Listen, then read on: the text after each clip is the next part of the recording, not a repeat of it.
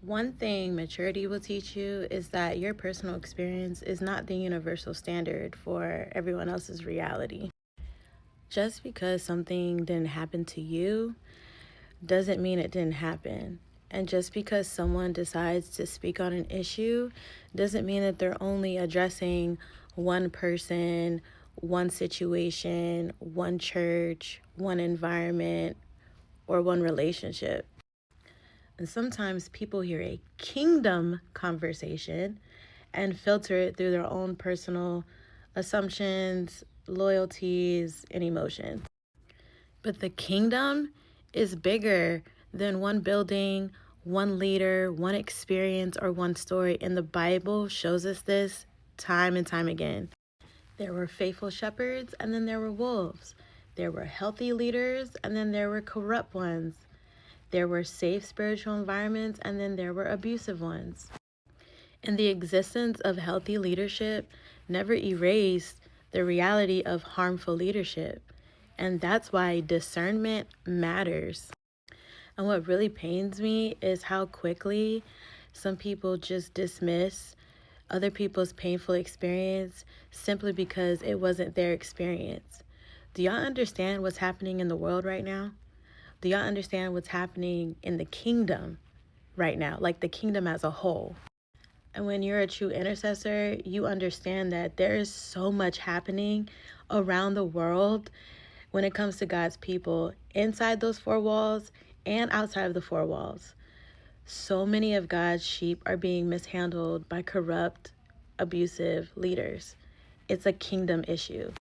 I have a client, and I won't share her information, but she gave me permission to speak about her experience for the purpose of this video. And she was involved in a cult culture like church. She got pregnant out of wedlock, and they told her that in order for her to get back right in God's eyes, to atone for her sin of sexual immorality and perversion, that she needed to abort her baby. So these are the things that I'm talking about. These are the things. People are out here killing Christians.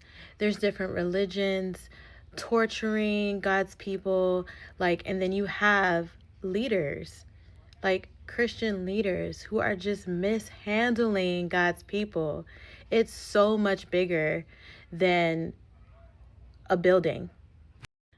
But maturity understands that two people can stand in the same exact environment and have two completely different experiences and also leave with completely different wounds. And emotionally healthy people don't rush to silence something that they can't personally relate to.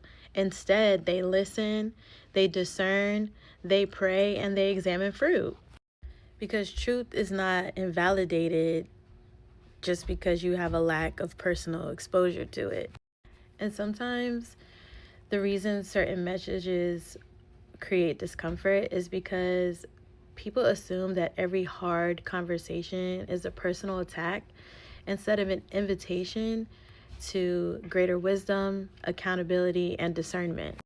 Not every message is bitterness, and not every warning is rebellion, and not every conversation about harm is dishonor. Sometimes people are just simply trying to heal and help others heal and get clarity as well, because a lot of people in the kingdom have gone through similar experiences.